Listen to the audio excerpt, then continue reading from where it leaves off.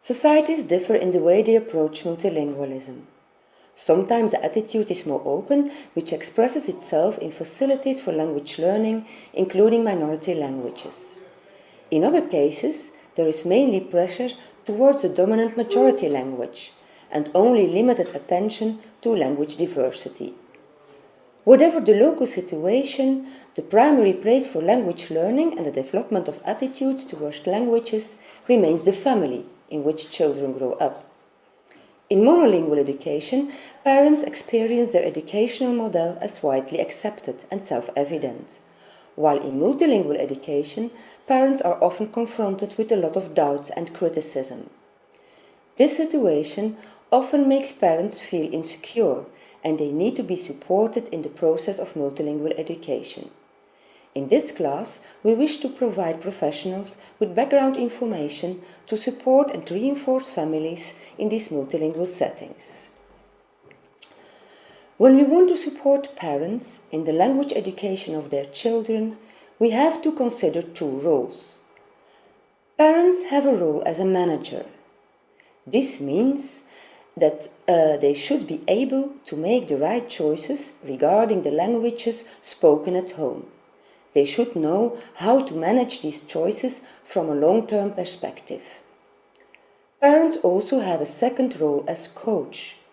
A good coach knows how to improve skills, but above all, a good coach has to be a good listener, concerned with the well-being and motivation, helping to overcome obstacles and make changes if necessary.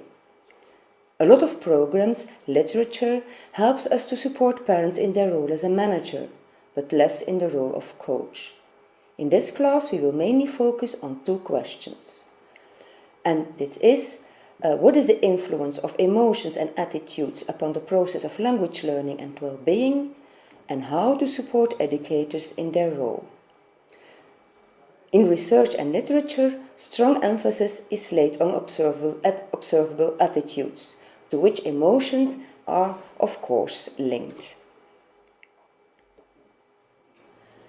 Before we continue, it's important to realize that languages and emotions are always connected. The sound, for example, liking and disliking the sound of a language already influences our initial attitude. For example, a lot of youngsters like English because it sounds cool to them based on the songs they have heard. Another connection can be, for example, the holiday experiences. Pleasant experiences often make people more open towards a culture and language. A language that sounds strange at the beginning is suddenly considered pleasant and beautiful.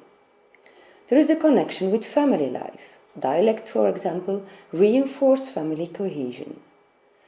A special experience can create a link between a language and a certain attitude. For example, the experience of studying abroad can be a special experience that creates an interest in a language. We also inherit feelings and thoughts about languages. When parents reject or dislike a language, these feelings are often transferred to their children.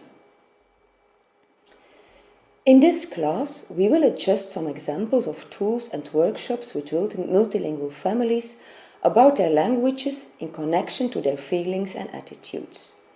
In this drawing of a Turkish girl, we can see some emotions and attitudes. The size of the pieces represents the importance of a particular language in her life. The colors have an emotional link. She explains, "Turkish is my favorite language and yellow is my favorite color. But Turkish makes me feel angry sometimes, since it's annoying to talk a different language at home and at school. I gave Dutch a red color, because this language makes me feel angry and I find it boring. English sounds beautiful and soft. Pink is also soft." Let's focus on our definition of an attitude. Take a look at this quote from Thomas, a 10-year-old boy speaking Spanish at home and Dutch at school in Brussels. He says, "Later, I want to work at the Standaard, a Dutch-speaking newspaper, but I don't like speaking Dutch." What we see here is that attitude often express ambivalent thoughts and feelings. To understand, we need to look at a general description of attitudes. Let's look at this description. An attitude is a manner, disposition, feeling, position with regard to a person or thing, tendency or orientation, especially of the mind. So it contains different components. The cognitive component is, for this boy, probably the conviction that he will earn more money working in a Dutch environment. This is indeed a reality in Brussels, where the majority speak French and Dutch is a way to stand out from the crowd.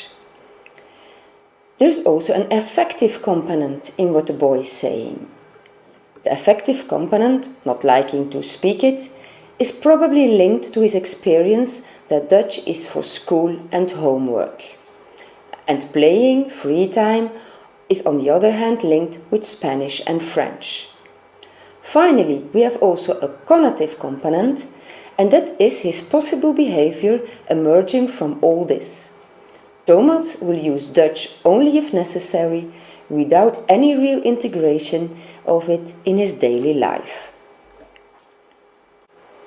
I give another example of this concept of attitude. It's about Aisha, an 11-year-old girl with Moroccan background living in Italy. In what she told us, we have a cognitive component. She says, "At school, our mother tongue is not allowed. Teacher always tell me that I will be jeopardize my knowledge of the school language. If I go on using my mother tongue, I will never be able to go to university." There is an affective component. My parents always tell me that I have a terrible accent when I'm speaking Arabic. I always feel stressed.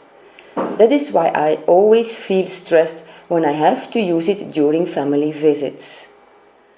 In this case, the connotative component can be that Aisha tries to avoid speaking Arabic because school doesn't want it and the family is criticizing her. But of course, there can also be positive links. I give an example. My parents are proud that I speak 2 languages and say my language skills will improve over time. With their help and support from my school, I think I will become perfectly bilingual. Until now, we have focused on understanding how attitudes concerning languages develop. Now we will concentrate upon why it influences language learning. The core element here is motivation. Positive attitudes will reinforce our willingness to learn a language and our self-belief in achieving our goals. Negative attitudes will lower our motivation and affect our belief that we will be able to learn the language properly. We should not underestimate the impact of this process. This is well described by the concept of the affective filter you see here. The green arrows at the top are the stimuli for language learning that someone receives. We do hope that all these stimuli are internalized and will eventually help to improve the language skills of the learner. Secondly, all these stimuli pass through a filter. Positive attitudes and belief, broad filter, and stimuli can pass easily and be integrated. More negative, a rather narrow filter through which learning stimuli pass more difficult. In extreme situation, the filter can be entirely closed and there is no language learning at all. So, language attitudes and well-being. We wish to draw your attention towards the interaction between language attitudes and the well-being of the family members, because until now we focused upon language learning. This is again an issue with different dimensions. We will shed light on some of the important aspects. You have family cohesion. When parents speak different native languages, we should be particularly concerned with family cohesion. Sometimes one of the parents can feel excluded when he or she is speaking a minority language, while the other parent and their children are more fluent in the mainstream language. Secondly, we have the intergenerational gap. Regarding a wide area of issues, parents and their children will nearly always experience an intergenerational gap. In multilingual families, we can often observe differences in language preferences. For example, during an argument, each family member will prefer using his or her strongest language, hence creating more confusion. Even when everybody tries their best to communicate well, this can create some level of stress. Then you have the extended family, grandparents, aunts and uncles. Everybody has his or her idea about the language education of the children and the language used when gathering together. In most situations, we will observe a lively mix and a fluent shifting between the languages. But in some cases, parents feel criticized for their language choices, or children feel frustrated when they are not well versed in one of the languages. Finally, you do have the wider community. In communities with so-called high language vitality, the language, often a minority language, is strongly supported, which is very positive but can create a certain level of stress in individual families. In communities with a lower language vitality, more mixing can be observed. Parents feel more relaxed, but parents feel insufficiently supported in maintaining their home languages. Let's summarize. We already said that language, emotion, attitudes, learning and well-being are strongly linked. Supporting parents to make them good language coaches is important for learning and for well-being. The diversity of languages, families and situations demands an open approach. One thing you can always do is talk, and in the next slides we will see how this talking can be stimulated. Two more examples of workshops that stimulate parents in reflecting over these issues. With this weighing scale, parents measure their positive and negative feelings towards their mother tongue.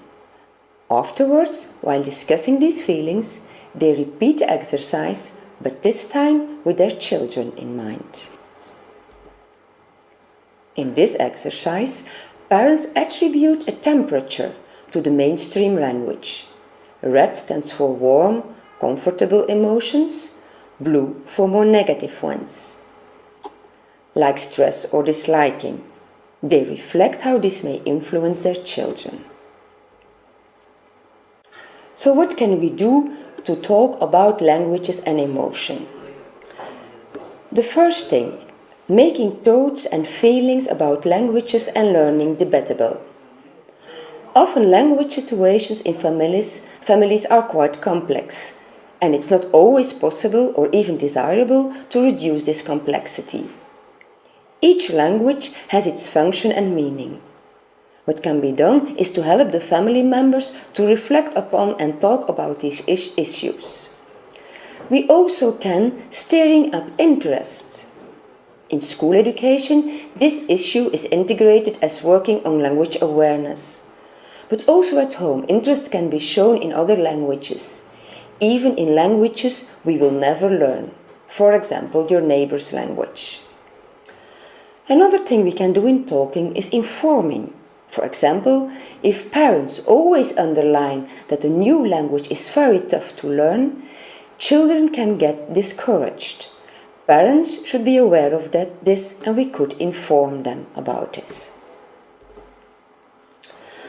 To bring all what is said in practice, our tool, Tales at Home, offers a lot of possibilities. But more about that in another lesson.